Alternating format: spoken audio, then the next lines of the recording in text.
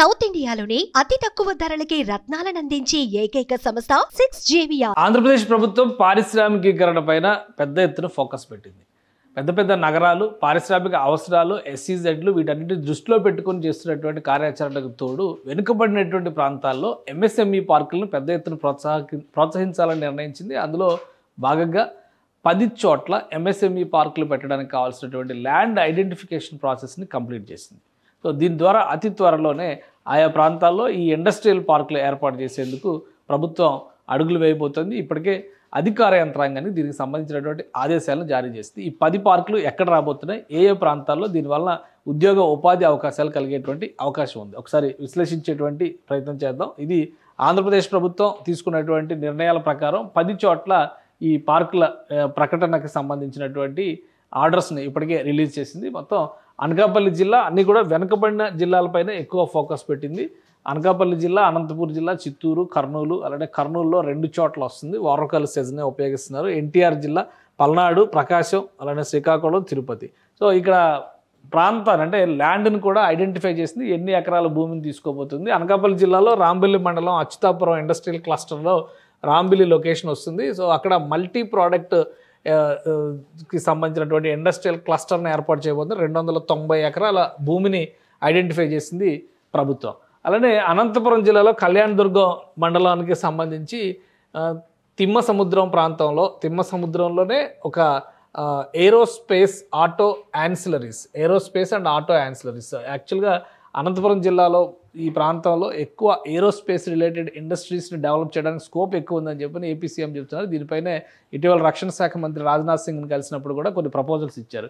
So మొత్తానికి తిమ్మసముద్రం దగ్గర aerospace auto ancillary ఇండస్ట్రీకి సంబంధించి 433 ఎకరాలని ప్రభుత్వం గుర్తించింది. అక్కడ దానికి సంబంధిత పరిశ్రమలను ఏర్పాటు చేయడానికి ఎంఎస్ఎంఈ పార్క్ ఏర్పాటు చేయబోతున్నారు. ఇక చిత్తూరు జిల్లా నగరిలో ఉన్నటువంటి కోసల నగరం, ఇక్కడ ఈ కోసల నగరంలో కూడా మల్టీ ప్రోడక్ట్ క్లస్టర్ కోసం 500 ఎకరాల భూమిని గుర్తించారు.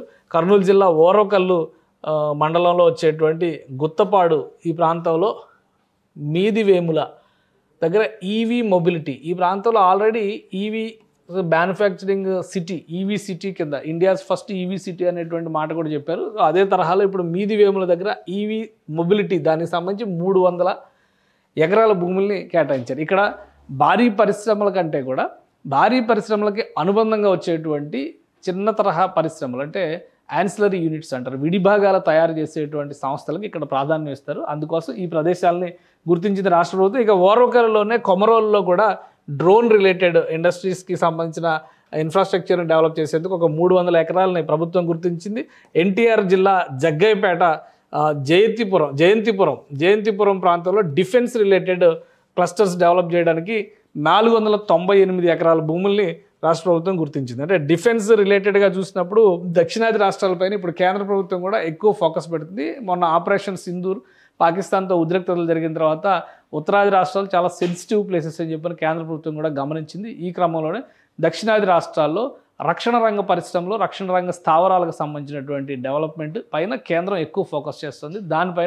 దాన్ని ఒక అడ్వాంటేజ్గా తీసుకుని చంద్రబాబు నాయుడు గారు ఇక్కడ ఒక ప్రపోజల్ ఇచ్చారు. డిఫెన్స్ క్లస్టర్ డెవలప్మెంట్కి కావాల్సినటువంటి జాగ్రత్తలు దాదాపు 500 ఎకరాలని గుర్తించారు జగ్గయ్యపేట ప్రాంతంలో. ఇక పల్నాడులో మాచర్ల ప్రాంతంలో, కొత్తపల్లి ప్రాంతంలో మెడికల్ డివైసెస్కి సంబంధించినటువంటి క్లస్టర్ డెవలప్ చేయాలని డిసైడ్ చేశారు. అది 477 ఎకరాల భూముల్ని దీనికోసం గుర్తించారు. ఇక ప్రకాశం జిల్లా దొనకొండ ఇండస్ట్రియల్ క్లస్టర్లో వచ్చేటువంటి బాదాపురంకి సంబంధించి మల్టీ ప్రోడక్ట్ క్లస్టర్ డెవలప్ చేయడానికి 380 ఎకరాలను గుర్తించారు. శ్రీకాకుళంలో సంతబొమ్మాళి మండలంలో వచ్చేటువంటి ఇండస్ట్రియల్ క్లస్టర్లో ఆకాశ లక్కవరం, అలానే కాకరపల్లి, ఈ 2 ప్రాంతాల్లో కూడా కెమికల్ రిలేటెడ్ క్లస్టర్స్ని డెవలప్ చేయడానికి 350 ఎకరాల భూముల్ని ప్రభుత్వం గుర్తించింది. ఇక తిరుపతిలో చూస్తే కనుక తొట్టంబేడు, బిఎన్ కండ్రిగా, ఈ 2 ప్రాంతాలకు సంబంధించి రౌతు సుర్మలకి సంబంధించినటువంటి ప్రదేశాలను గుర్తించారు. ఇక్కడ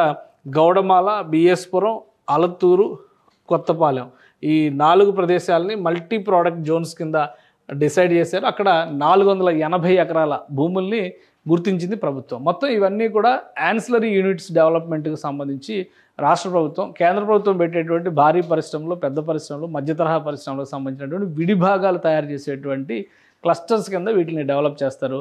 ఒక చోట కాకుండా రాష్ట్రంలో ఉన్నటువంటి 10 లొకేషన్స్ని డిసైడ్ చేశారు. ఈ 10 చోట్ల కూడా ఎంఎస్ఎంఈ పార్కులు అంటే మీడియం అండ్ స్మాల్ స్కేల్ ఇండస్ట్రీస్కి సంబంధించినటువంటి పార్కుల్ని రాష్ట్ర ప్రభుత్వం డెవలప్ చేస్తుంది. దానికి సంబంధించినటువంటి భూములను ఇప్పటికే ఐడెంటిఫై చేశారు కాబట్టి ఇవన్నీ కూడా ఏపీఐఐసి ఆధ్వర్యంలో ఈ ల్యాండ్స్ అన్నీ కూడా ఎక్వైర్ చేస్తుంది రాష్ట్ర ప్రభుత్వం.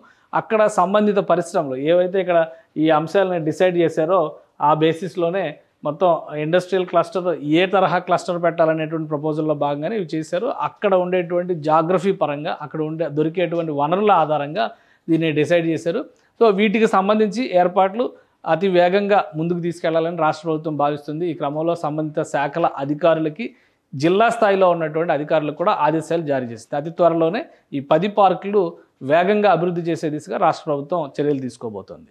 సుమన్ టీవీలో మీ పర్సనల్ అండ్ బిజినెస్ ప్రమోషన్స్ కోసం కింది నెంబర్కి కాంటాక్ట్ చేయండి.